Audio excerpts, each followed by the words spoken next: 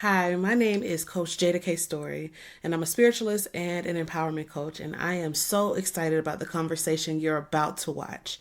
It is from an event that I hosted called When Church Girls Become Conjure Women, and it's a discussion between Gullah Island's Natalie Daise and Sara Makeba Daise, along with Miss Natalie's longtime best friend, Miss Barbara Edwards. And this conversation is about how these elders navigated leaving the Christian church and moving towards themselves, finding wholeness outside of the church walls. And it was a robust, amazing conversation. But don't take my word for it. I want you to lean in, have a curious mind, and enjoy this conversation. It was a powerful time, and I think you'll enjoy it too. Make sure you stick around at the end because I have an invitation for you, and I can't wait to talk to you about it. All right, so get ready. Now it's time for When Church Girls Become Conjure Women. Hey, y'all. Hey, everybody. Oh, I'm so honored to have you here, to have so many people here in the house. Welcome to When Church Girls Become Conjure Women.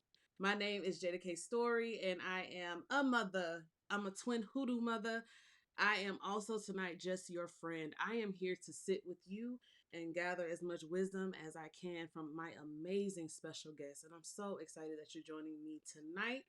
I have a couple of announcements. I want to see, first of all, for those who are here, how many of y'all were here last month when I did Juneteenth in the Juke? If you were here for Juneteenth in the Juke, let me know in the comments. Because one thing I know about me, I know my comment section be hype, and I want to see that. So let me see who was here. Who was here? Okay, I see. I see my girl Brooke. Hey Brooke, how you doing? Period. Hey Kayla. Kayla, shout out is my moderator tonight, along with Sara Makeba Daise. I see y'all. Okay, I see Victoria was here. Okay, period. Okay, so I see a few of y'all here. So let me tell you what's not gonna happen. That happened last time. Y'all let me have these lashes falling off my face. I watched that video back. I said, hold on. So if y'all love me, like I think some of y'all love me, I need y'all to put in the chat buy lash so I know to just pull the whole thing off. Because the way my lashes were hanging on by a thread, hanging on by a wing and a prayer, I need y'all to let me know tonight. I expect there will probably be many tears, releasing tears, tears of joy and hope, right? And when that shundo come on in the room and hit down, just let me know if y'all see the lashes going running on the way, so I could just go on and just relieve myself fully. So just type in "buy lash." I'll see it and I'll know what time it is. So just want to say that for the people who were here last time. Secondly, hold on, let me make sure it's nothing else. I want to just take a moment to just pause right here.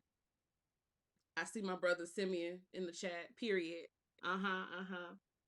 I want to take a moment to pause right here and I just want to check in because this is a very momentous occasion. This is a big deal. This event, this night, this topic is huge for me.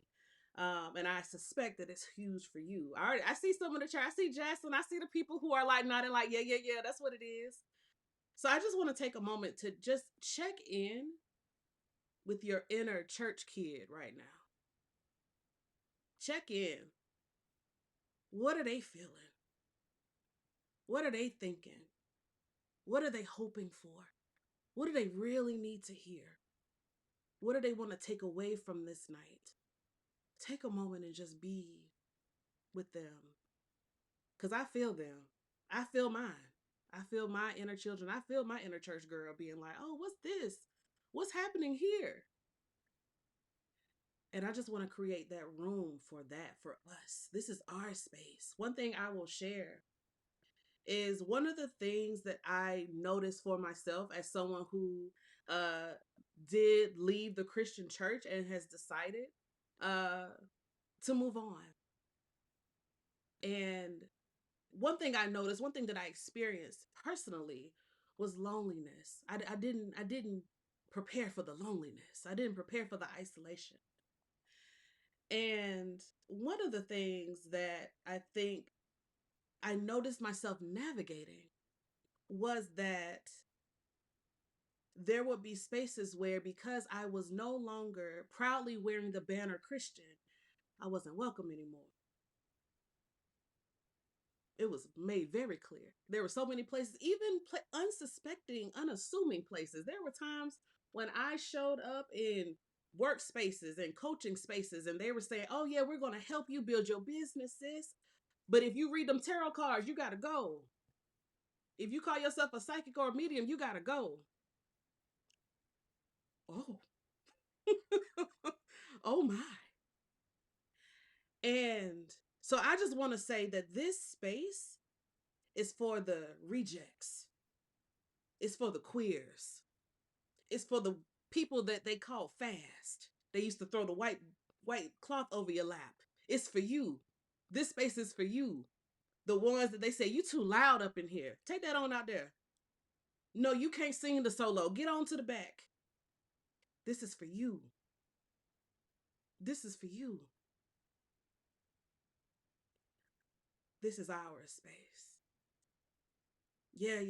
Shanita says, "Had a client who no longer wanted my services after coming to me 4 times in the past, all because of my beliefs." Yeah. Yeah, Foulette says, my inner church child is a bit nervous, but looking forward to this. I'm looking for a server of belonging, yeah, and resonance. Mm-hmm. Mm-hmm. I hope if I'm saying your name wrong, please forgive me. Linnea. I think I'm going with Linnea, but if I'm wrong, get me. Freedom from judgment and to be in a safe space of community. Yeah. T says, I was told I was making people uncomfortable by having an altar and cards. And T is a card maker, huh? Shout out to Grandma Baby Apothecary. Okay. How many people have had heaven come down when they pull them cards? So shout out to you, T, for saying, "I will persist." This is our space. This is our space. Victoria says, "My inner church girl is hype AF and feels seen just on the topic." That was the plan. Yeah. Mahogany says, "Freedom from the guilt that had a strong hold on me." Mm-hmm. Mm-hmm. I don't know who you are, iPhone, but shout out to this comment. "My inner church kid is looking to be seen and validated and held." Ashe. And may this be the space for this. Now, the name of this event is called "When Church Girls Become Conjure Women." And that is because that is where and when I enter. I was a church girl. I am now a conjure woman. But I just want to say here and now, you do not have to be a girl or a woman or identify with any of those genders to be welcome in this space. So you can just be here as a church kid. You can be whatever gender. You are welcome in this space. So I just want to say that so that people are not in the chat going, "Hey sis, hey sis." Everybody in here don't rock with sis. So use names or make sure you use people's pronouns that they desire to be called. I want to make sure that that is said out front. All right, I'm excited. So we are going to bring up our special guests because I am so honored and so excited for y'all to meet them. And I want you to know that if you are feeling activated, a lot of people have been talking to me all day leading up into this day that there's been an activation that they're feeling even before coming in. And if you're feeling that, good. The prayers are working. And the prayer is simply that you would have a space to belong, including the church kid in you. So I'm so excited that you're here. Shout out to Lewis. Hey, Sib, who says, "My inner church kid is trying to run. They feel trapped because they're thinking they're going to church." Woo. Well, well, you know, one thing I'm going to say, as my teacher, J.T. Perry, would say, "Churchy don't mean Christian." And one thing about me, I am quite churchy. So if I say things like "down in my shundo," if I do a churchism, it's because it's the church kid in me that is finally free enough to not feel bound. And I know that everybody's in different spaces, right? So the fear is warranted. The trepidation is warranted and is welcome. So I ask that you lean in, and I want you to know that because we're talking about these things that are very sensitive and tender for some folks, if you feel like you need a breath, take a breath. If you need to leave the Zoom for a minute, go ahead. I'll send the recording out. whatever you need to take care of you, please do that. And if you find that you need support, send me an email after this event and I'll see if we can find you some support. Because these are very tender things. And I know that we are all entering from different spaces and places. And I'm glad that we landed here today. All right, what do you say we bring in? I see the chat going up. Please keep bringing it up. I'm going to bring up our guest so we can get talking. All right, if I can find, listen, y'all would scream if you could see. If you could see my desktop, y'all would scream. But it's all good. Okay, bringing up our first guest. Hi, Miss Barbara. Hi. Let me read your bio so the people know who you are. Barbara Edwards has been interested in the healing arts for more than 40 years, applying her gifts in Africa and the Caribbean while serving as an ordained teaching minister. She also worked at United Nations in the 70s on international civil rights issues with an emphasis on South Africa. When she returned to serve in the U.S., she developed her teaching and healing skills, along with a career in community service and advocacy. Moving to South Carolina in 1996, she worked with rural, underserved communities in the southern U.S. to help accomplish land related goals. She also worked on housing issues for AIDS patients. She has always maintained a burning passion to help find pathways to success and healing in situations that appear difficult or hopeless. In addition to being an empath and intuitive reader, medicinal and energy, mind you, she is a certified mediator and counselor and has practiced and taught energy healing for over 2 decades as a Reiki master teacher. Her life revolves around service to her fellow man, and she is thrilled to offer her skills to our community. Everybody, please help me welcome Miss Barbara Edwards. Woo! I'm Hi, everybody. excited. How are you How doing, are Miss you, Barbara? beloved? I'm doing wonderful. How This you is doing? amazing. You feeling good? You feeling all right? I'm feeling wonderful. Let me tell I'm you, feeling wonderful. you are we talked about this when we had our pre-conversation. How I feel like I had a bit of a parasocial relationship with you because I met you through Sara Makeba, who she considers you like a spiritual lifeline for her. She told me, she would tell me about Miss Barbara, this medium who just, these spirits come down and she's doing all these things and she can see what I couldn't see. And I'm just in awe, right? As a church girl who was hearing about these people who were seeing into the spirit realm, not knowing that would be my path at some point, I was just fixated with this Miss Barbara. And when Sara Makeba told me one day, Jeida, you know you're a medium, I immediately thought about Miss Barbara, who I'd never met, but who I was admired so much. And so I was like, wow, you calling me the same thing you call Miss Barbara?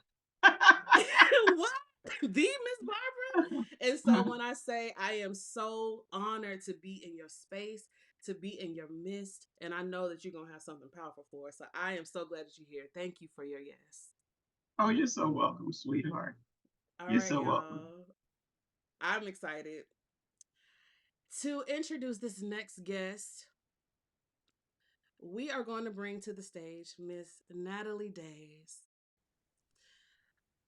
For more than 30 years, Natalie Daise has developed and facilitated interactive learning experiences for educators, students, and audiences in schools, universities, conferences, and other venues. Her belief in the positive power of stories is demonstrated in her speaking, as well as in the performing and visual arts. A self taught visionary artist, Natalie's painting and functional art pieces arise from the tradition of storytelling. She has been married to Ron Daise, her cheerleader, supporter, and committed partner in creativity and life since 1985. They have 2 children, Sara Makeba and Simeon, by birth, and one, Sabrina, by heart. She earned a BA degree from Vermont College in 1992 and an MA in the area of creativity studies in 2014. Best known as Miss Natalie, hey there, on Nick Jr.'s. Did I do okay, Miss Natalie? Yeah, you did good, girl. Best known as Miss Natalie on Nick Jr.'s award-winning television program, Gullah Island, Natalie is committed to making presentations to entertain, educate, empower, and inspire. Y'all, please join me in welcoming Miss Natalie.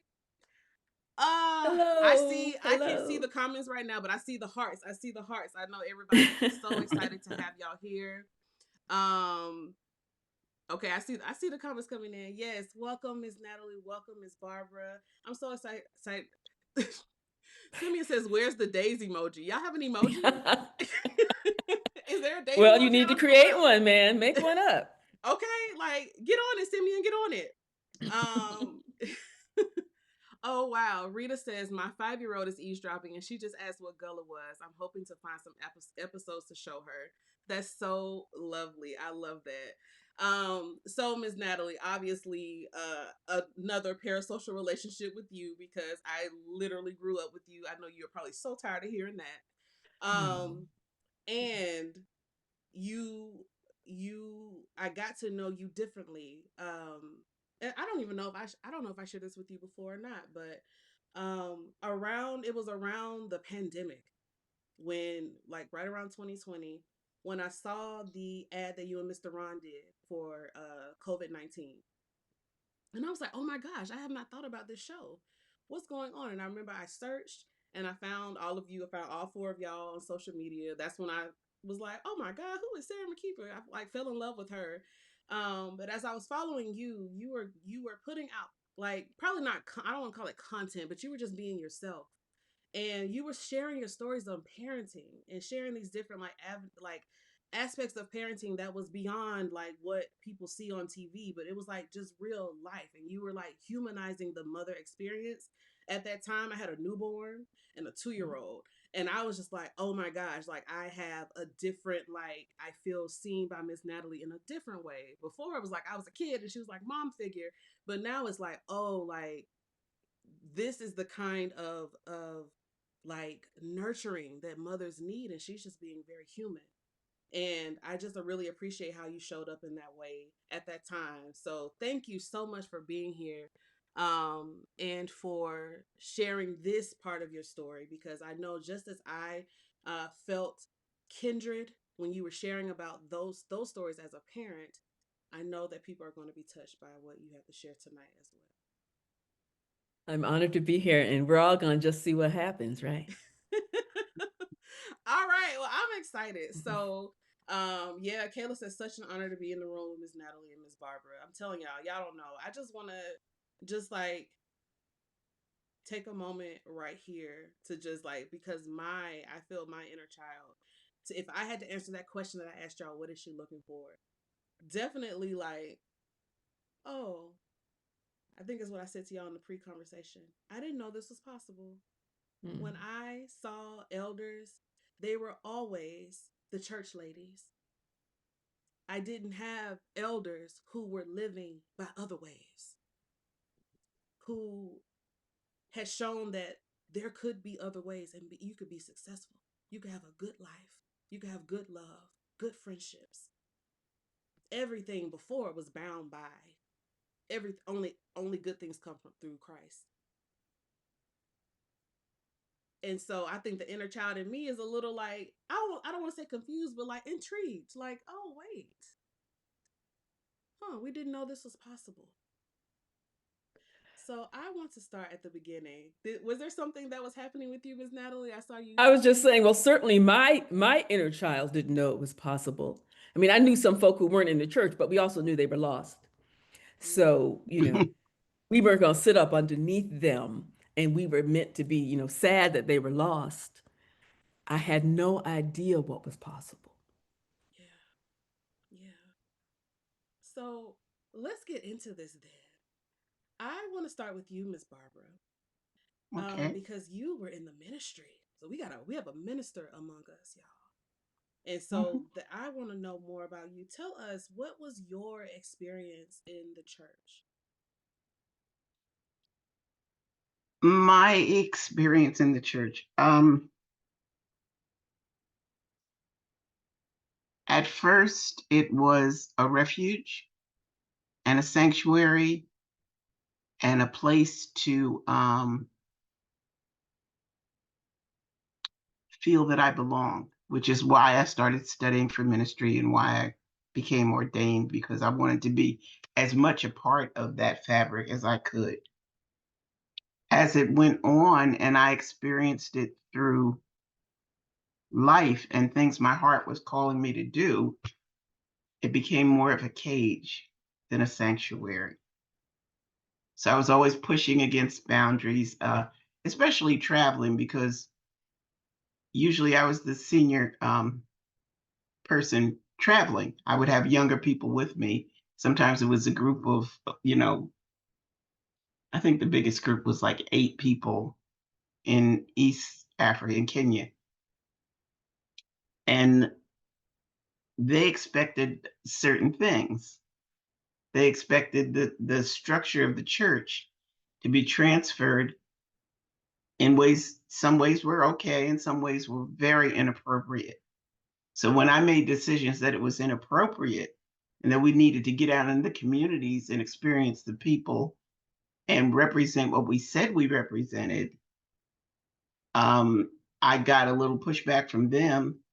And then when we got back to the States, I got a lot of pushback from the church elders and teachers and stuff. No, we all have to be consistent and do it the same way. We'll confuse the people. And I never understood what they were talking about, confuse the people. I never understood, if we were building a structure that allowed people to have a relationship with divine entity, what was there to be confused about? Either they wanted more for their life or they didn't. And the rules, I wasn't so much on the rules, because the rules of dress, especially when you're traveling internationally, the rules of dress, you find out they're cultural. They're not really biblical or spiritual, or else we would have all been in long robes, walking around in Africa. But, to demand that somebody in rural Kenya or rural Nigeria wear a suit on Sunday, to demand that people get their resources together and build churches when the need was for schools and hospitals and, for some, a roof over their heads. So that kind of discontent made it easy for me to step back. And when you were talking, when I've heard other young people talking about feeling a calling to leave the church, or being dissatisfied with the structure of the church or the hierarchy or the matriarchy, I feel like I was uniquely blessed because they all but pushed me out. They couldn't have somebody like me in there calling the shots, and they couldn't stop me from calling the shots. So it was a protection beyond the umbrella of a structured church that allowed me to be myself. And that's the whole that's the gist of everything that I have to say to somebody who is younger and searching. If you can't be yourself, who can you be? If you can't be authentic with, you can call it God or Yahweh or creator or whatever God you may call, whatever higher deity, whatever space you may want to be in, if you can't be true to the gifts that you have and the way that you feel in your heart, the love that you feel in your heart, and the love that you receive from that entity, then you're justified in looking for a way that you can develop that relationship. You haven't done anything wrong. You don't have to fix yourself. You don't have to be a certain way. You don't have to say certain things. You don't have to do the rosary or anything else. All you have to do is be true to yourself. Be true to the spirit that is guiding you, be loving and kind. If we spend the energy that we spend on erecting churches on just loving each other, and I believe this is a group that is going to do that. They're set to do it. It feels impossible for you not to do it because, number one, that's why you're here. And number two, you've got a whole look at the village that you've assembled. You know, you didn't have words from elders. You didn't have a structure. You didn't have somebody telling you from a pulpit and giving you funding to travel. I mean, you know, people were flying me all over Africa, Europe, and the Caribbean, spending all kinds of money, putting me up for weeks at a time.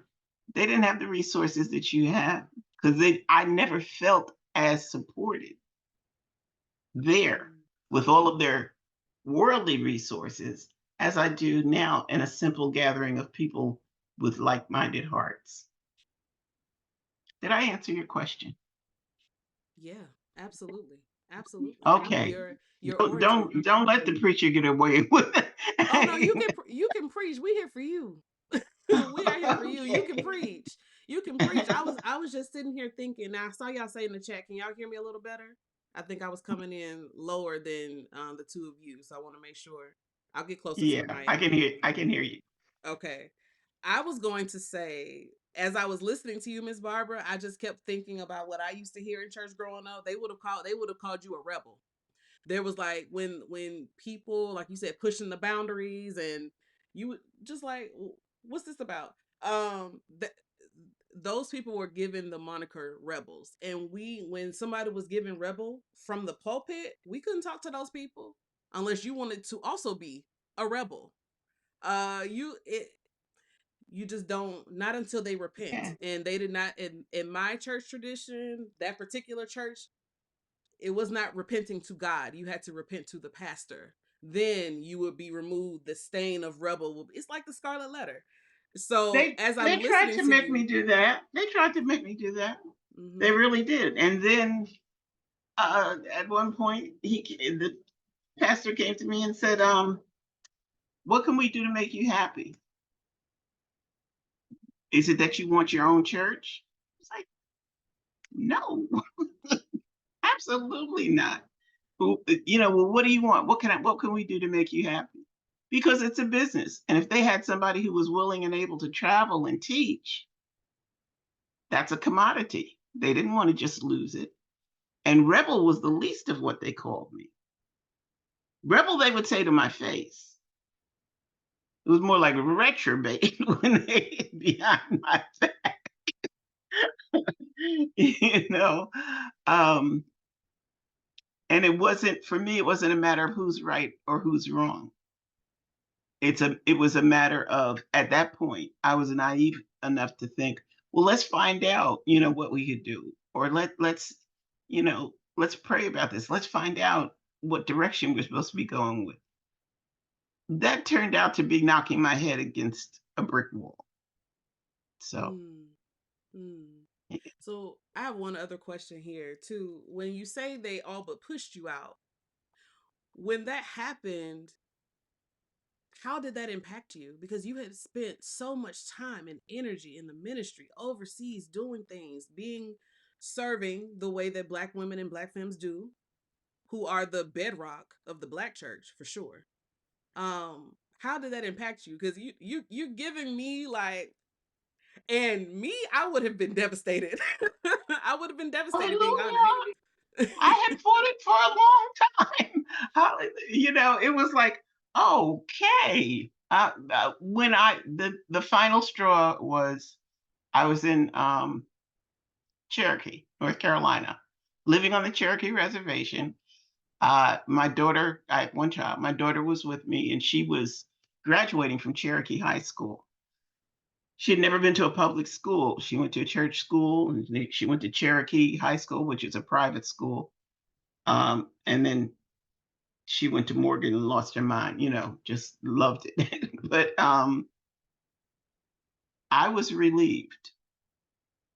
I was relieved. I was adrift, but I had been adrift for a while.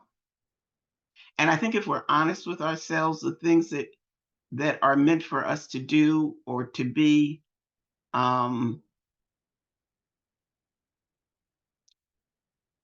were probably in our hearts for a long time before we were able to even speak them aloud to ourselves.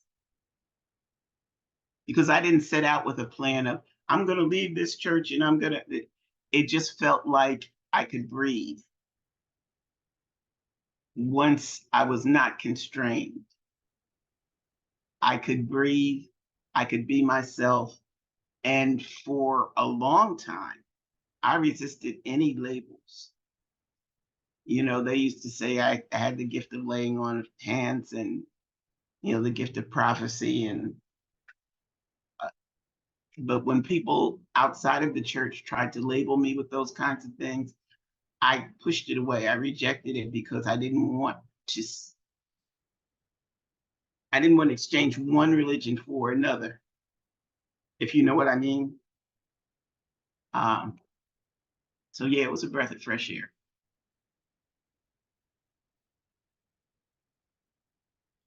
I love that. I love that last part right there. Not switching one for another. That's something that I often tell my clients. I think we do a disservice for people who have left the church and want to just skip over whatever it needs to happen next. Sometimes it's like, okay, I'm going to spirituality, I'm going to this thing, I'm going to this thing, which is fine. There's nothing wrong with that.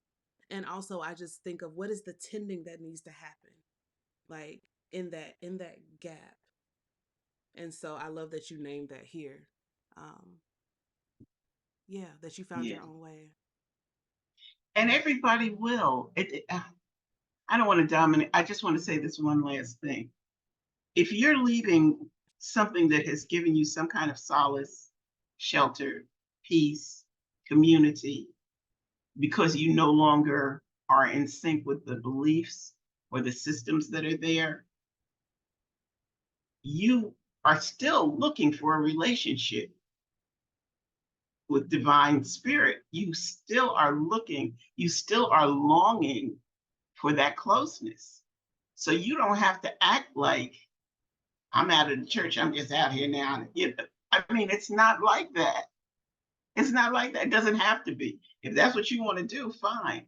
But I think you're going to come back around to, because there's something in in some people that yearns for a closeness, that yearns for a contact and a contract with divinity. So you have to find your own way to that. Absolutely. I want to kick it over to Miss Natalie. I want to hear from you about what is your story? What is your history with the church and being churched? I'm listening to Barbara Ann, and my experience was very different. I grew up very fundamentalist, fourth generation. I was a pious child to the point of probably irritation, because I wanted God's approval so bad. I uh, I longed for God's approval so much, and I was a good church girl. I really was. I went to church schools most of my life. So we had, Monday through Friday in church school, and then the weekend in church or church group. That was our life. And when you dealt with folk who weren't in the church, the whole idea was that you were supposed to be bringing them in. So even your interactions with the kids in the neighborhood, you're supposed to bring them to church so they could be saved. I'm the teenager that when other folk were like, "Ooh, I wonder what this tastes like. Ooh, I wonder what sex is like." I'm like, "Oh no, because that would not please God." That was me. And yet, I was also always afraid, because I could not be good enough. And I know they said the blood of Jesus was enough, but then they said, and walk this way, dress this way, eat this way, don't do that, don't say this, don't do. God loves you and Jesus died for you, but now you still have to earn this. And I just couldn't be good enough to earn it. Even though I was the one sitting home with my Bible trying to be good enough, but I judged every little thing. Oh, there was a bad thought. Oh, no, I touched myself. Oh, no, I was curious about that. Oh, no, I broke the Sabbath. Oh, no, I ate something that was considered unclean. The fear always. And I remember in my senior year, Barbara said something about a cage. I started drawing pictures of a person in a cage, and I didn't know why. I was at a Christian school. Um, and it's interesting because I saw somebody once who asked, how did your religiosity constrain you? When I graduated from high school, I had offers from scholarships from all these other colleges, Brown, others, because I was a very bright kid. But I didn't take any of them because they were worldly. Instead, I went to the Christian college. And while I was there at the very first one, and this first Christian college was located in the city that was the headquarters of my denomination. And I felt so lost and so disappointed. And I didn't want it, but how could I not want it? And it scared me that as I looked around at the people who were running the church, I'm like, I don't want this. But I told a friend and she said, oh, you're not at a strict enough school. So I left that one and went out to Alabama to a Bible college out in Alabama where, they were supposed to get me right. And I felt trapped the whole time, but that's all I knew. So they even talked me into street evangelism. So I wasn't doing like Barb, around the country, but I spent one summer harassing people in the name of Jesus on the streets of St. Louis. I'm so sorry to all of them. I'm sorry, y'all. Y'all were just trying to get to work. But I was trying to earn God's favor. And it was a journey away because so many years and such a deep submersion into this particular fundamentalism. Other than knowing I'm trapped and thinking that the feeling of being trapped was just my sin. The feeling of being trapped was just that I wasn't trying hard enough. And if I could just try hard enough and be more obedient, and then, I wouldn't feel trapped. And I didn't know that all of that was the beginning of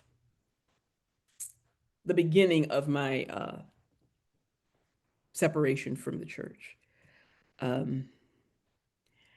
which finally happened when I became a parent. But and there were many other things that happened in between that made me look at what I was trained to believe and say, is this it? Is this it? And it was not until I was married. First thing I did, which, I married someone out of my denomination, which had folk in my denomination determined I was up. Okay, there it is right there. And then I went back to school. I went back to get my undergrad and I sat in this writing workshop. And they were like, what would you write if nobody could read it? And so I just picked up a pen and I said, I do not want to do this denomination anymore. And then I dropped the pen. I'm like, what? Where'd it come from? Where'd that come from? But I knew it was true.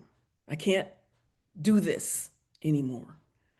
And it still took me a few steps. And it was finally when I gave birth to Sara Makeba. And I was like, I cannot raise a child in fear. I cannot raise a child in fear of supposedly a loving God. I cannot do this. I don't know what else, but I know not this. And I think I may have told you in our first pre-meeting, I was on my way. I'd left my baby girl home with her daddy, and I was going to church and I was dressed in because y'all back then you had to wear your nylons to church. You couldn't have no naked legs up in the church because somehow Jesus don't like your naked legs, even though he made your naked legs, but that's neither here nor there. So I was on my way. The car was parked in front. And as I was going to the car, I noticed some weeds in the flower bed. And I stopped and I picked a weed on my way to get in the car. And then I picked another weed. Before you knew it, I was on my hands and my knees in the dirt, pulling weeds out of the flower bed. And I never went back to that church. I hadn't stepped all the way away from my identity as a Christian, but I stepped away from the particular controls of that. Yes, Simeon said, fear of a loving God. That was it, man. I was like, how can I tell my babies God loves you so much he can't wait to burn you? What? I can't do that. I can't do that. So I'm so grateful for uh, the role that they also played in my deconstruction.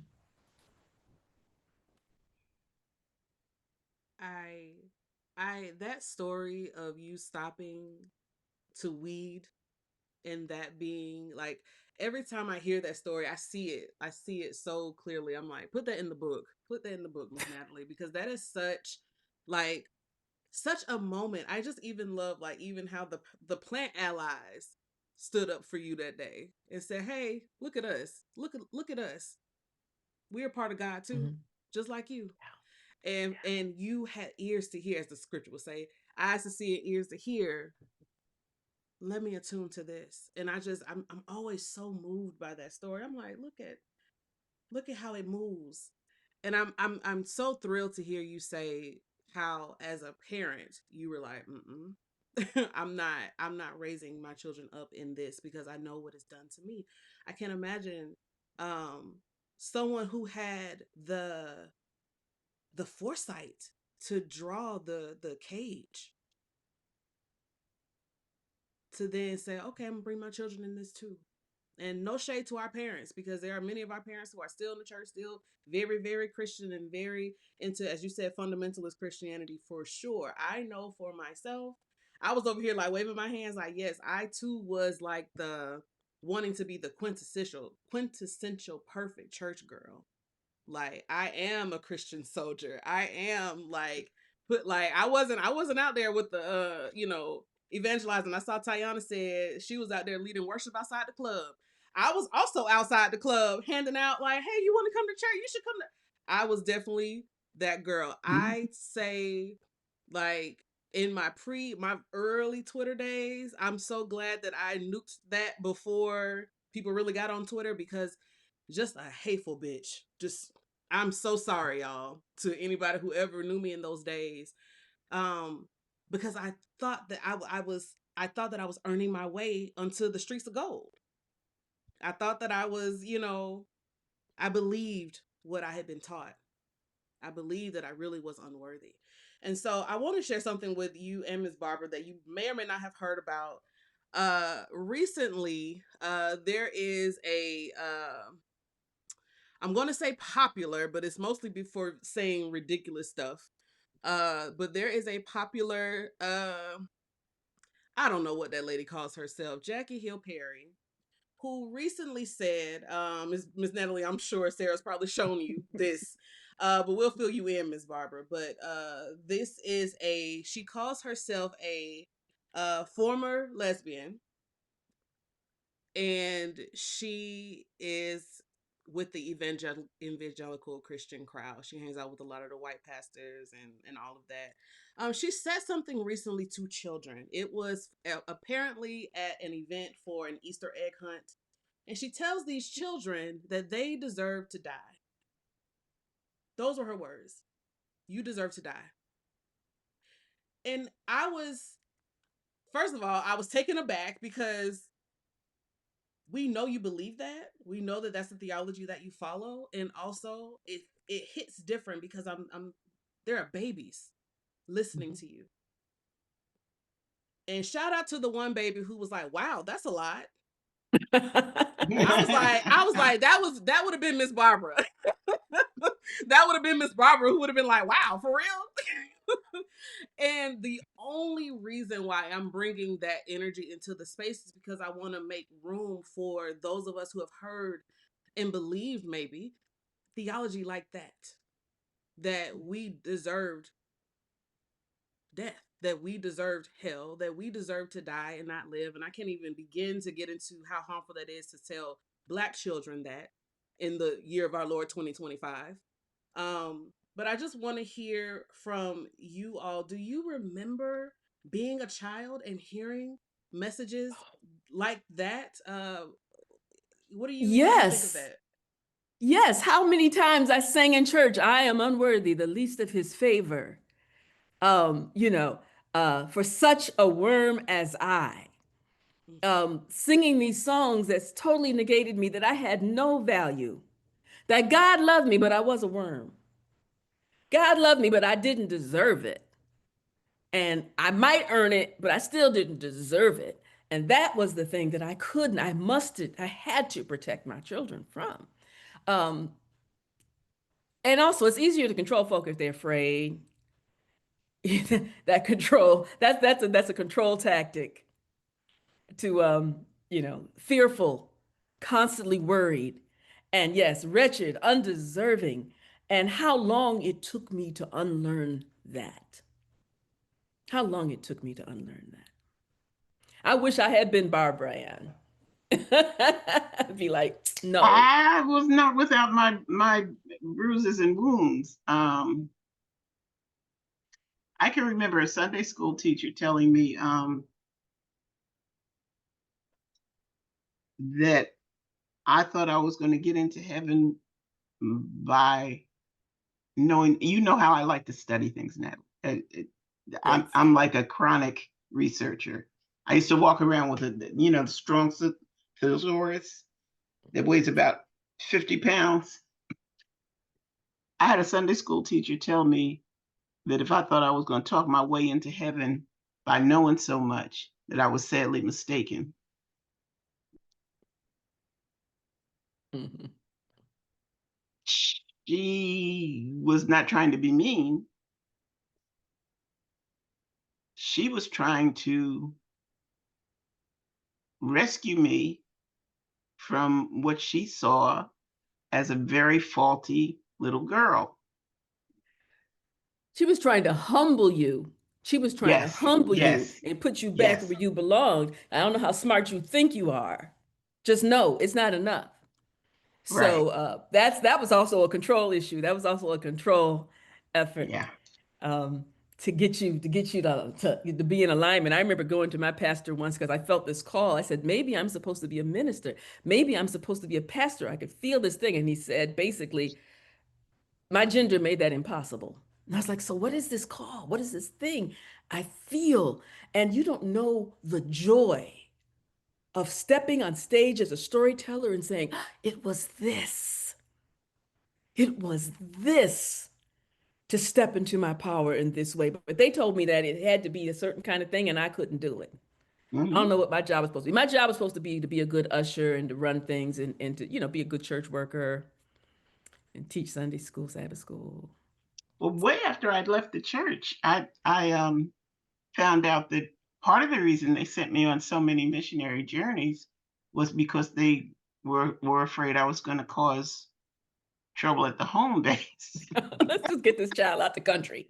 Out of the off the continent to a different continent, so And then we don't have to hear her. you still causing trouble though. So see, obviously that didn't work. But It did not work. It did not work. The pastor ended up at one point having a stroke, and he had Bell's palsy, and I was in oh between no. trips, and I came back, and he actually said to somebody, I guess we're going to have to call Barbara. And they came and said it to me just like that. I guess we're going to have to. He said he doesn't want to, but he's got to call you. Now, can you just come and do what you do and not, tell everybody everything? Call you in what capacity, Barb? To lay hands, Yes, that's what I thought. to lay hands. Come and offer your gift to me and let's not tell nobody. That you did this. Absolutely. Because you're vain anyhow. Uh, So don't tell anybody. I'm like, mhm. Yeah. Well, I was thinking, and I know we're just talking, but I'm going to say to all of you that Barbara and I have been in spiritual partnership for over 3 decades. Uh, I met Barbara. Was I pregnant with Simeon, or was it after he was born? he was a baby. He was He a was a baby. baby. So I've known He was Barbara at he was on least. your hip. He was on my hip. Okay. Yeah. I met Barbara. I walked into this little shop and there was this woman with gray dreads down to her behind. And I asked her for some water and she gave me some water. And somehow we became friends and then we became family. And then, oh, maybe about 25 years ago, the third member of sort of this triad of spiritual connection, her name was Jan Spencer, who was an acquaintance of mine. There she is. There she is. She's the one. She said to me and to Barb, you know what? Let's form a mastermind. Let's the three of us form a mastermind. Let's just make a commitment. And we made a commitment, the three of us, to each other, to spiritual growth. And that commitment was as important as any commitment I have ever made in my life. Oh, yeah. And I feel the tears because we lost her last year, Jan. But that woman was the catalyst of our coming together every week to explore. No rules, explore. What have you read? What have you learned? What have you felt? What should we try? Where should we go? And that's what we did every week up until she passed. Yeah, And still we do that. absolutely. But it was such it is wonderful to have that, to walk with someone in your journey.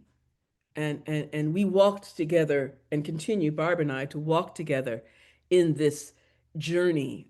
She's still with us now. Oh yeah, she's still with us. I was listening to her sing. She was a jazz musician. Girl could blow.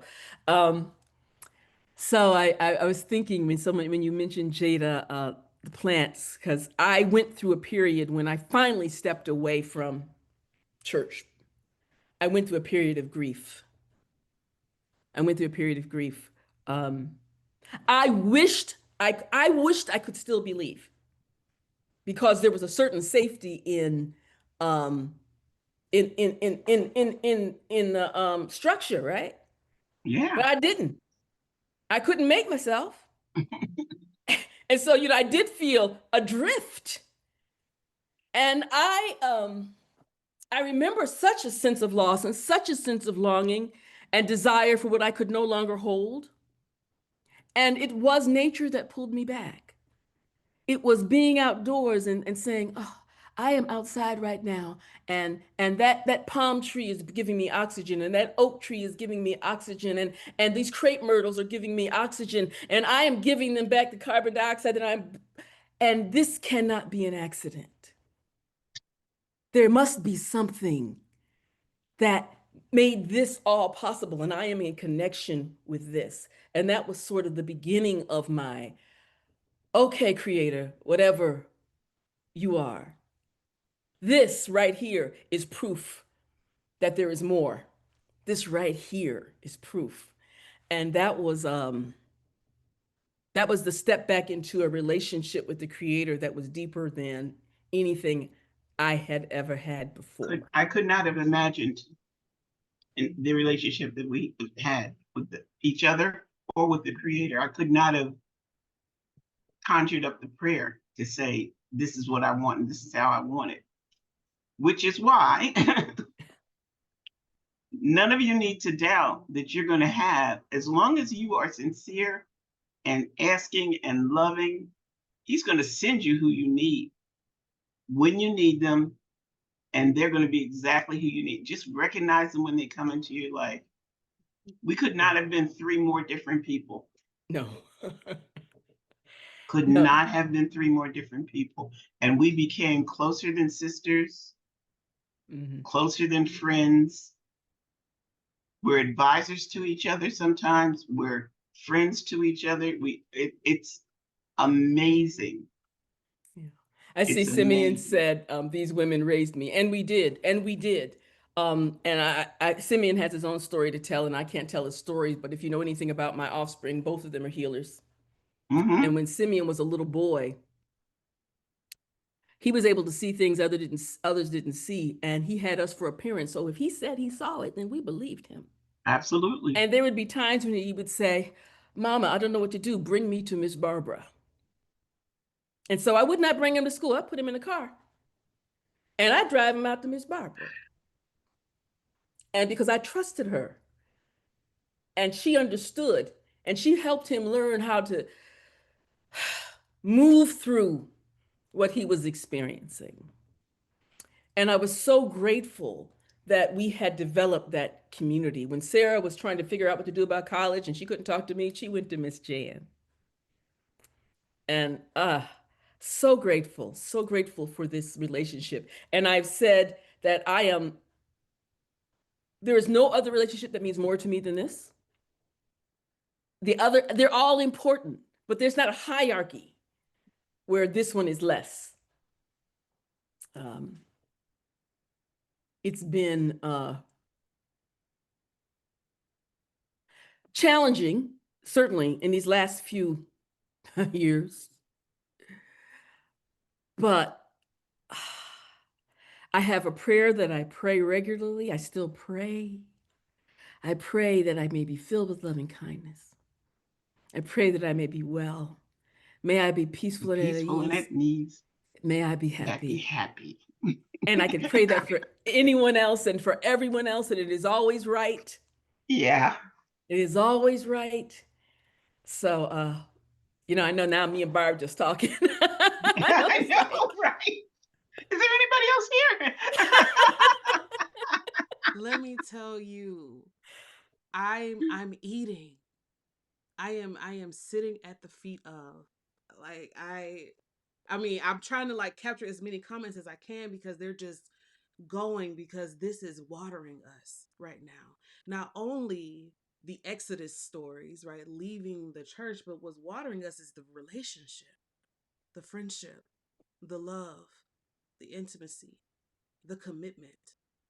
I had a conversation with Simeon shortly after the last event, the Sinners panel, and we were talking about this event, and he was like, "Oh yeah, I know it's going to go up. I know y'all get them together. It's going to be great." And I said, "You know what I love about your mom, Miss Barbara, and Miss Jan?" I was like, I consider them, they're like the Trinity for me. I was like, they are like their own entity. I said, obviously they are three individuals, but I said, but together, I was like, that's a collective. I said, it's almost like they have a collective spirit together. And so he was like, absolutely. Like, as soon as I started saying that, he was like, oh, yeah, yes, absolutely. And I see you affirming that in the comments, Simeon. But I am so grateful because for those of you, let me know in the chat if you listen to the podcast episode that I sent out. It is an interview with Miss Natalie, Miss Barbara, and you get to hear from Miss Jan. That Sara Makeba. I think that episode's from 2021, if I'm not mistaken. So let me know if the chat, if you got a chance to listen to it, even if you didn't listen to all of it. I just want to know. Yeah, I see. Period. Okay. I see y'all listening. Period. Yeah, I love that. That episode saved me in so many ways. That episode saved me in so many ways. And like Jeida then can't believe this moment right here, right now. Because at that time, I was going through a rift in a 10-year friendship with someone. And we were falling apart and falling away. And I felt like that was my soulmate. I felt like she was my soulmate. And I was just like, okay, well, if not her, no one. That I just will not have that in this life. And then I turned on that episode. At this time, I had already met Sara, but we were like new, and I liked her, but I was like, you know how like people say it's hard to find friends in your 30s. Friends in your 30s is hard, you know. But hello, you can find friends in your 30s and your 40s and your 50s, as long as you have a breath in your lungs and you 60s, are willing. 70s. Okay. 70s. As long as you can be a friend to yourself, I believe you can find friends. And so I had met Sara, liked her, but I was like, let me just listen to her podcast. And this episode came up. And I was just floored, not only by your individual stories of being like women in the South, but the friendship. That's what captured me. And like you said, Miss Natalie, it's the commitment. And I fear that in this day and age, when it comes to friendships, folks aren't committed like that for real. It's something that I think is talked about a lot on social media, where If it's inconvenient, then I'm not going to be your friend. I'm not going to show up for you if it's inconvenient to me. If it's going to, I have boundaries, right? That's the thing that I'm putting up my boundaries, and now I'm just, and we're missing commitment. And it The doesn't mean you opportunity gotta, for grace, the yes, opportunity for grace, because it has not always been smooth, but we made a commitment. It has not always been smooth, and Absolutely. That's what we I have was hurt each thinking, other. Natalie. We've had some rough times together. Yeah. Yeah. I Yeah. had a conversation with Jan once, and she said something, and I said, "Look, girl, if you trying to make me leave you, and if you do, I will miss you, and I don't want to do that. So we need to work this out. We need to get through this." mm-hmm. And sometimes it took time, didn't it, Barb? Sometimes it took Oh, time. yeah. Oh, yeah. Oh, yeah. And it's not like when you find somebody that you have a spiritual connection with, it's not like we were just friends for the sake of friends. Like Yeah. we partied together or hung out or any, it wasn't that. It was, this is a reflection of my soul. Yeah. Yeah. And I have to, uh, you can ask Natalie's kids how we fought sometimes, you know, not a lot, not real ugly, but real serious, like a lot of people, adults, women, especially of a certain age. And, hey, do you know who I am kind of thing for each of us, for each of us. Um, but it But wasn't we something that you could walk away from and stay away. no, because I think once we made that contract, we were bound. And so we worked through it. We were honest we were committed to honesty. And that meant that sometimes we called each other out That's right. again to say, I hear you, but you're talking bullshit right now. And I know it's bullshit. And you know it's bullshit. And you just won't acknowledge it. And then folks be mad and be like, I'm not talking to you no more. It's like, but you will. Yeah. But you will for me. Yeah. But you will. Yeah. Yeah. And we've all done it. Yeah. I can remember saying that just a couple of years ago. Like, I don't really need this. I've got enough going on in my life. I don't need this. And I stepped back. Mhm, And Jan, who's the one I argued with most, mhm. she just texted me. She said, "So are you going to be on the Tuesday call or what, girl?"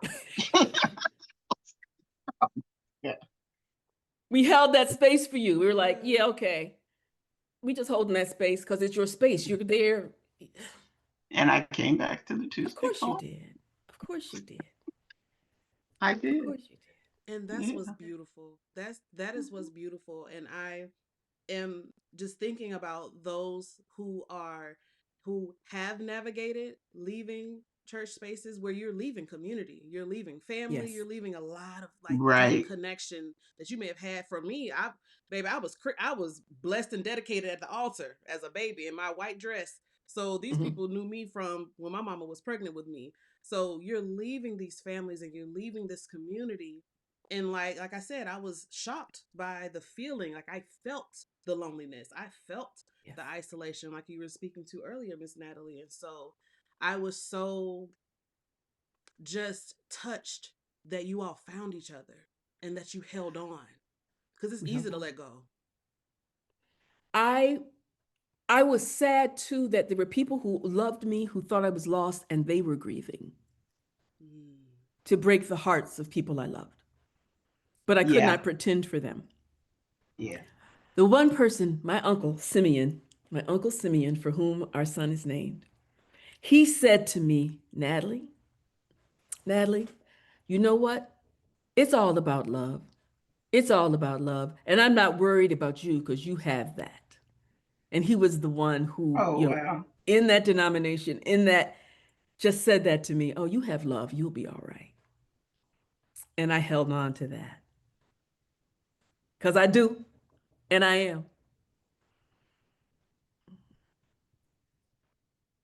I just love this so much. I think this is a perfect time to bring up our surprise guest. Ooh. I want to create some room for my sister friend. Um y'all know I talk about it every day. If you follow me on social media, I'm always talking about Sara Makeba Daise, because thankfully I did not have to walk this path alone when I was navigating leaving this institution of the Black church, the church, and Christianity as a whole.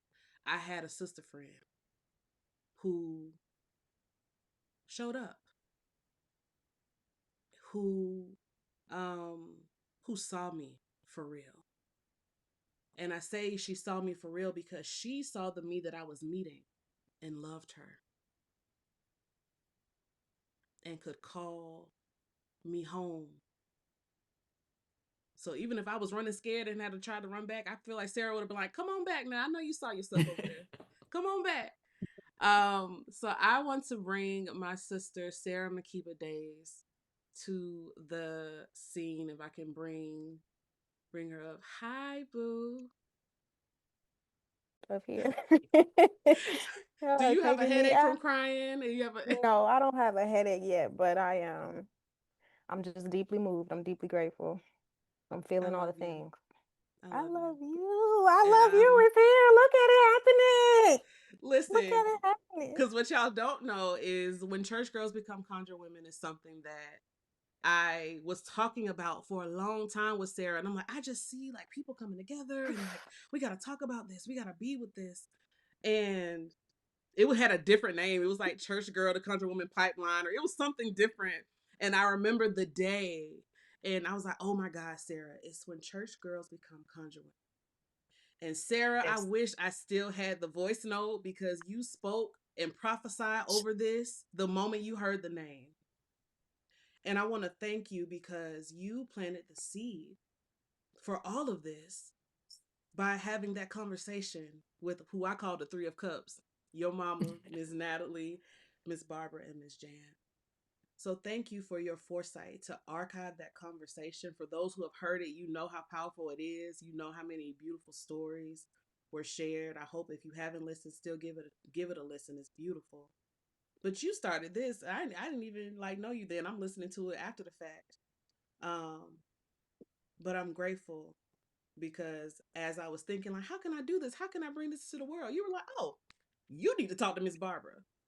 I was like, okay. I was like, Miss Barbara, cause listen, let me bring everybody up here. I was like, Miss Barbara, the Miss Barbara. And then I was like, okay, cool. Like, talk to Miss Barbara for me. And you were like, you know what? I think my mom would be great for this. And I was like, I think so too. So Sara is the genius who allowed for this to happen. And I was like, I would be remiss if I did not bring my sister on. And I'm going to tell you why, in addition to all the other things that I've said about her already.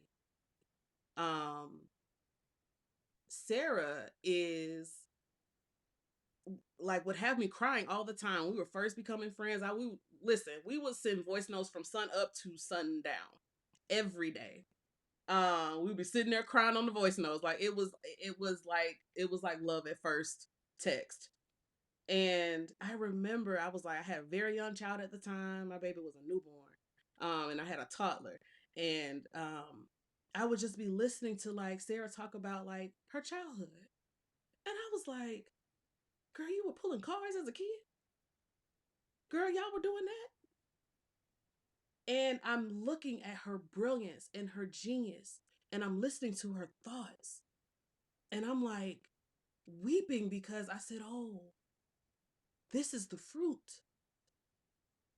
This is the evidence of what is possible because your mother said, I'm going a different direction. You didn't have the same shame that a lot of folks who grew up in the church had, for instance, around purity culture. You're like, no, my parents were never like that about sex with us. I was like, huh? What?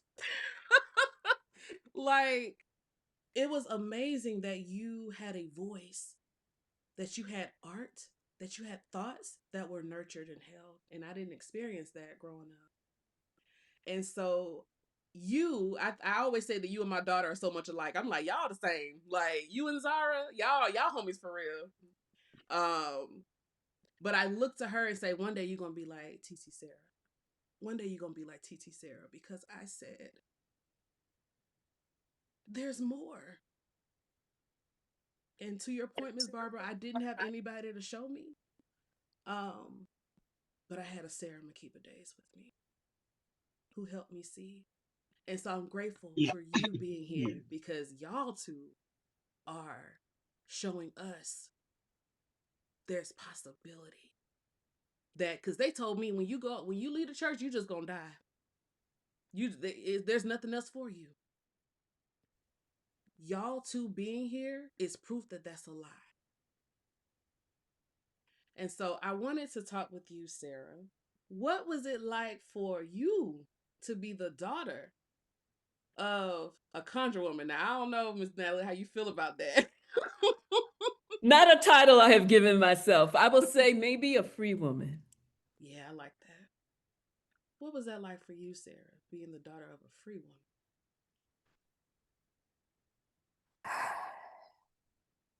You know what is so interesting is that often when I think about my childhood, I think about the structure that my parents did have.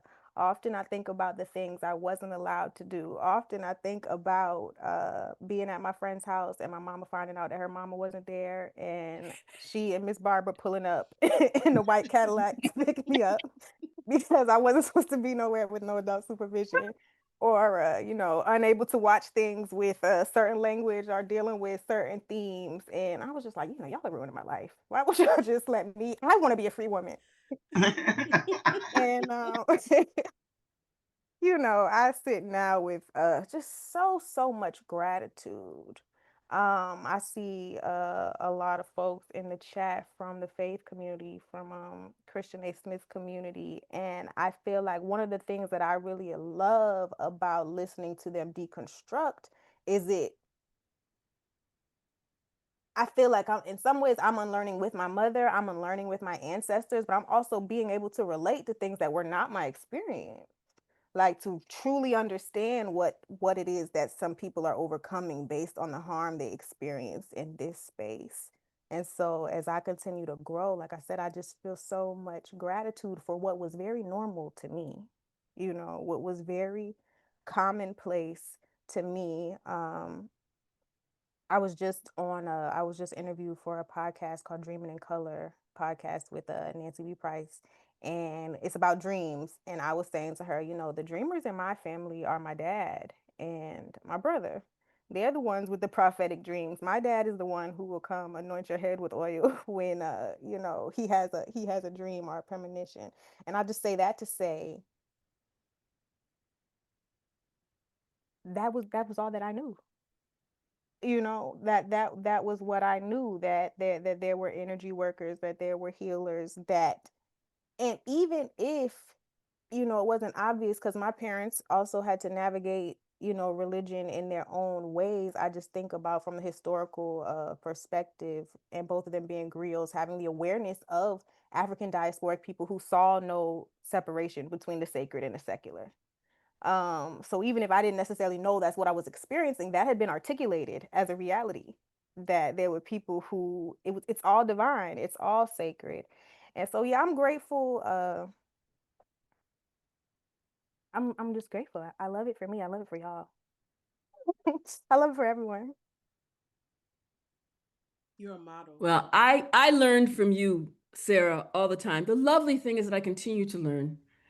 So Sara brings things to me and I go, "Oh, really?" And Simeon brings things to me and I'm wonderful. And so that wonderful continued evolution that I am blessed to do with my offspring, that's just amazing. That's just wonderful. Now she turned me on to Christian what's his name? Faith community, Christian Yeah, faith she community. turned me on to that. And I was like, Churchy.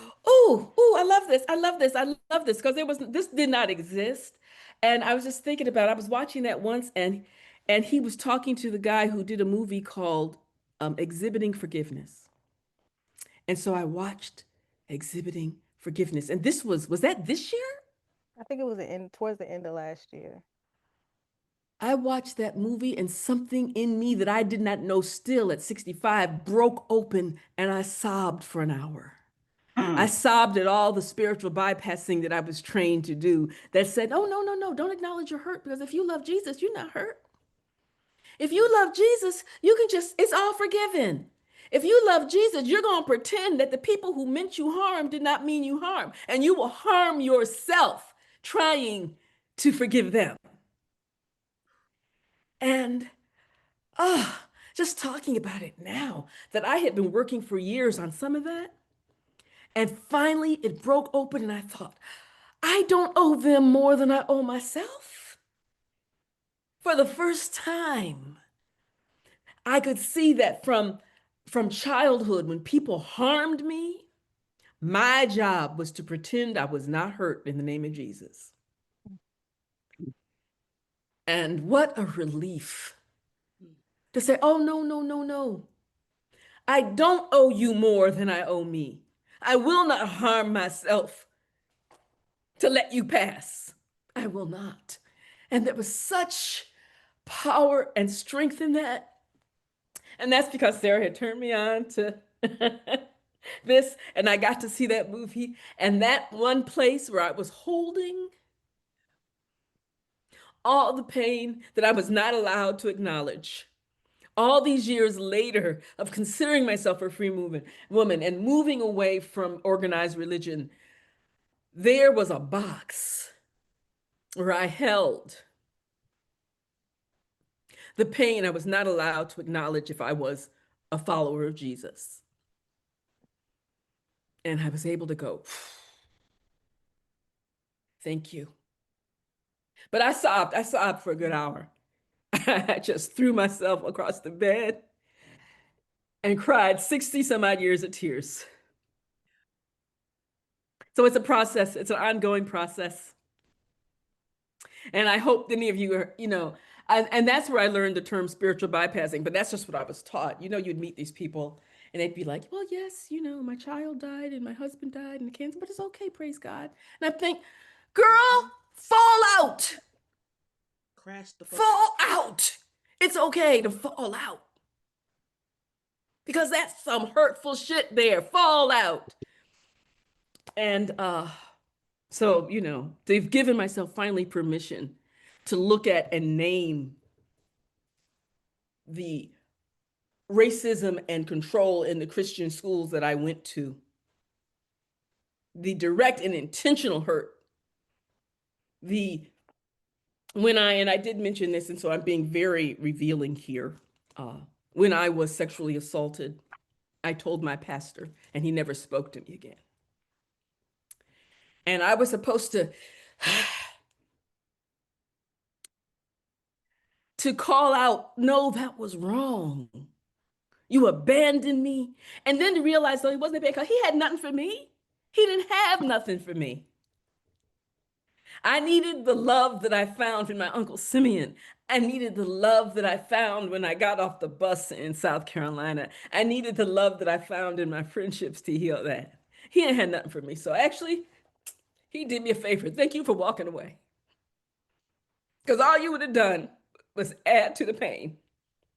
And then I was supposed to swallow it in the name of Jesus.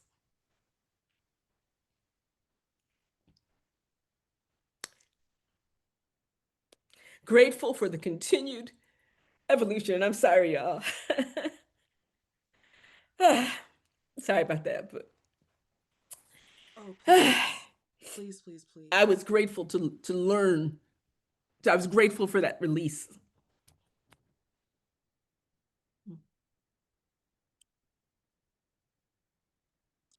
The chat is going up. I can't even catch all of the comments. People are hearing you and feeling you. Everyone's saying, don't apologize, Mama Natalie. This is important. That was so generous, Nat. That was so generous. Yeah. Thank you. Not that I didn't know, but thank you. Thank you. Mm-hmm. I'm just grateful for my daughter and my son leading me to places where I still needed healing. Yeah. Mm-hmm. Amazing. Yeah. And that's why I didn't wear no makeup either, y'all. Miss Barbara's the only one who knew what to do today. Miss I know me. Yeah, I'm wondering where, in addition to finding healing within your friend group, where did you go? How did you find, or where do you continue to find your healing in your journey? You talking to Nat or me or just in Barbara. general? Barbara? Oh, it's gonna sound so crazy. I have to have a daily walk. And I'm not talking about a physical walk, although that would do me a lot of good too.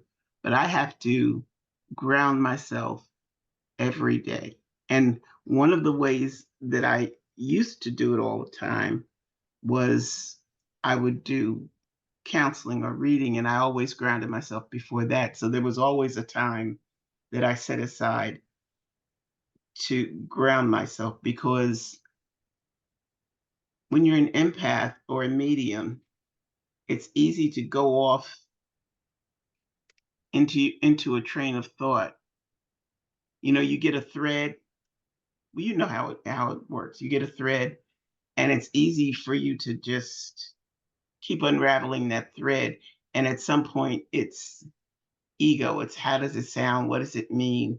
Who is it for? You know, all of those questions that are extraneous. So my solace is it's funny. It was 3:30 in the morning this morning. I was thinking, because I had music on, because I couldn't sleep. And I was sitting up and I'm, scrolling and listening to music. And I said, you know what? I just need some silence. And I promise, if you give me silence, I won't let my thoughts go off. I won't pay attention to whether or not the coffee's made. I just want some silence to sit with you. And it came over me like it always does. Faithful to always, always, always there, always ready. That doesn't mean I don't need friends that are in these bodies, that are in this realm. It doesn't mean that I don't need relationships. I do. I thrive on it. But I also know where my help comes from, know where my peace comes from, and know that, because I do know that I do need relationships, that I do need these connections, that if I'm sitting in the shadow of the Most High, I'm going to find everything that I need. He's going to bring it to me. There's so much power that is in this group, I feel like we're in a room together. So much power that is in this room that probably if there are 20 people in the room, there are 20 different ways to keep yourself connected, to keep yourself grounded.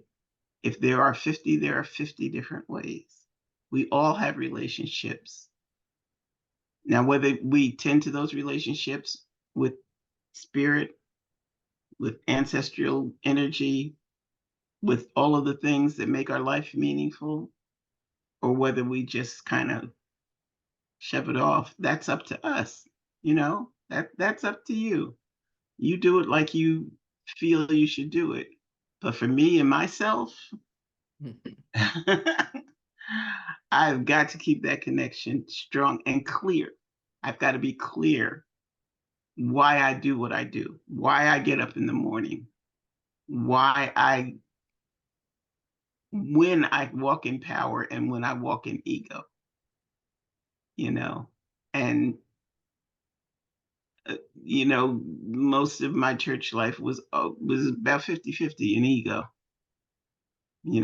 I can do this. I can come into town and blah, blah, blah, blah, blah, blah, blah, come into a room and blah, blah, whatever. But at 3 o'clock in the morning, none of those things make any difference. You just need to be able to sit with that magnificent, loving, all-encompassing spirit and let it consume you. And then when you wake up, your girlfriend's going to be on the line or texting you something saying, what a beautiful morning. 6 this morning. I'm telling you. Yeah, because I didn't sleep well either. I thought about this and I woke up and I journal. I've been journaling for over 40 years, just free writing. And then I said, put on your, go to the beach, go to the ocean. And I got there in time to see the sunrise.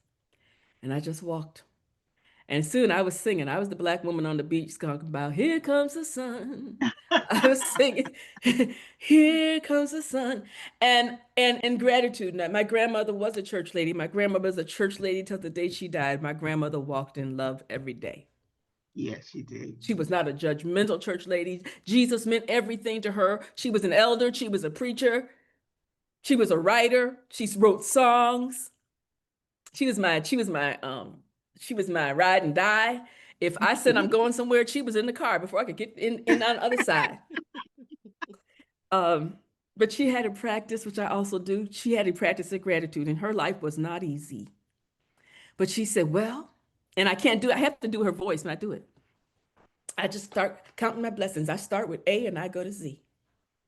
It's just a practice. I'm just going to start naming stuff. If I have to start with the alphabets and move through, and sometimes that's what I got to do. Okay, air, thank you. You know, I will move through, and that's a practice that I got from her. So sometimes I say, well, Grandma, okay, you and me, we're going to have to do this. We're going to do this.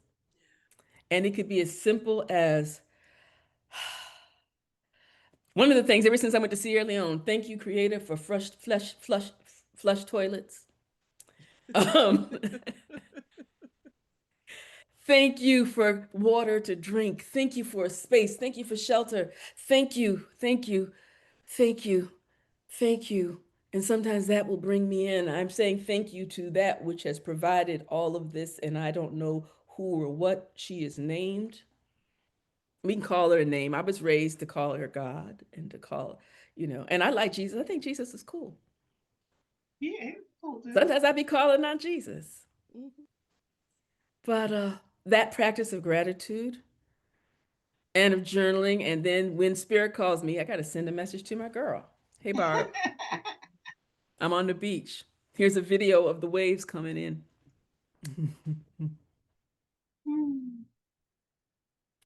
Sara said, she said, I think Jesus is cool to somebody today. Yeah, you your mama's daughter. Oh, I give thanks to the elders. Thank you both for living. Thank you both for being. Thank you both for seeing and stepping into what you saw. It is no small thing.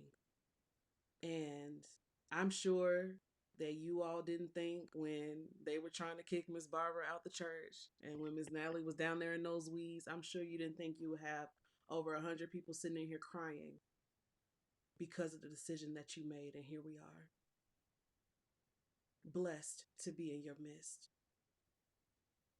because we are carrying similar wounds and you move towards your healing first so we can also do it boldly. That is no small thing. And so I am beyond grateful to be here in your presence. Thank you for today. Thank you both. Miss Thank you Barbara, for I need to having come us. get on your books. I need to come get on your books, Miss Barbara. I need to come get a reading. Well, How you can you got the contact info. I do. I am so grateful. Thank you all for being here. I have one little announcement before we depart for today. Y'all give love to Miss Barbara, Miss Natalie, to Sara. Thank y'all for being here. I just have one brief announcement. Now, I saw people wanting to connect and wanting to continue this conversation. So I want to let you know what I am cooking up. When church girls become conjure women is not only a one-day event like this, it is also soon to be a group coaching experience because I believe that there is much healing for us to do. And my role as a coach, as I call myself a mystical midwife, is to help us rebirth ourselves. And so I want to continue to have these conversations. Hopefully we'll get Miss Natalie and Miss Barbara to come back and see us, but I want to continue this journey.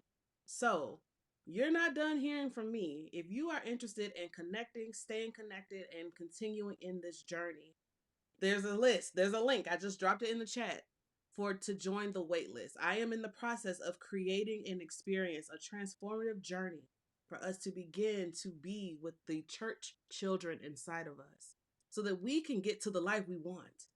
Oftentimes when I'm sitting with my clients, it's like, how can I do this? How can I reach this goal? How can I move forward? And I get, even from the time I started doing readings, I get church kids because I'm a church kid. I feel like spirit just brings those people. Jocelyn's like, yeah, uh-huh. You know, you get the church kids, right? And so that's because like attracts like. And so I see your power. I see your power. I see all of what is there. And so I want this group coaching experience for us to all see each other and for us to move through the shit that tried to weigh us down, in the words of Toni Morrison, who I'm wearing on my ears, by the way. So this is our time to really shift and get some of that stuff off of us, including purity culture and shame around sex and gender and sexuality, including being small and forced into that cage that Miss Natalie talked about, right? Busting out once and for all, including reconciling with our ancestors, the ones that maybe we once believed were demonic, but now we want to get to know them. How? How do I do that? Right? Moving through the familial guilt and the shame, right? Moving through loneliness and isolation. And we're going to do it together. So if that's something that you're interested in, definitely sign up for the wait list because I am still cooking up in the kitchen. So if you want to stay in the loop about when enrollment will begin, that is how to do it. All right, my loves. This was a hoot. I am so full and I hope you are as well. Thank you again to my special guests for being here, Miss Natalie, Miss Barbara, Sara, Makeba. Thank y'all so much for your love and the labor that you put into this, your life. You have championed us, and I pray that y'all sleep so good tonight. Thank right, you, everybody. Jeida. You're so Bye. welcome. Bye, everybody. Wow. Wasn't that amazing? I'm telling you, ever since we had this discussion, it has been reverberating in my heart. There's been so many conversations and meaningful thoughts surrounding this topic. So many former church kids are ready to get free, are ready to explore what is available to them. Whether you've just left the church or if you left a long time ago, sometimes there's something that's holding us back. Sometimes there is a fear or doubt or belief that we learned from the church that we know no longer suits us or is qualified to go with us into the future that we have for ourselves. If this topic is interesting to you, if you know that's you and you really want support around this, then I invite you to click the link in my description to get information on how to enroll in When Church Girls Become Conjure Women. This is about all of the church kids coming together to heal, to love each other, to support each other, and to break free from any shackles that have tried to keep you bound. So join us. Get on the list so that you can have all of the information when the program opens for enrollment. Now, if you enjoyed this discussion and you want to support this work, here's a really cool way that you can do so. Of course, typically there's an ask to like the video or to subscribe, and I'm not discouraging that. But what would mean so much to me is if you would consider donating to Barbara Edwards, one of our amazing panelists from this discussion. Barbara Edwards deserves to be cared for, to be loved and supported. We want her material needs to be met and to ensure that she is fully housed, fully fed, fully cared for. And we want our elders to know that the community will come around them and love them for the ways that they have shown up for us. In the description box, you'll find several links. You can offer a donation to Ms. Barbara as a thank you. If the program moved you, and if you just want to help an elder continue to live well, I invite you to give a donation. Whatever moves on your hearts, it will mean so much to me. It will mean so much to Ms. Barbara. It will mean so much to the community of people that I serve. All right, thank you so much for your time today, and we'll see you real soon.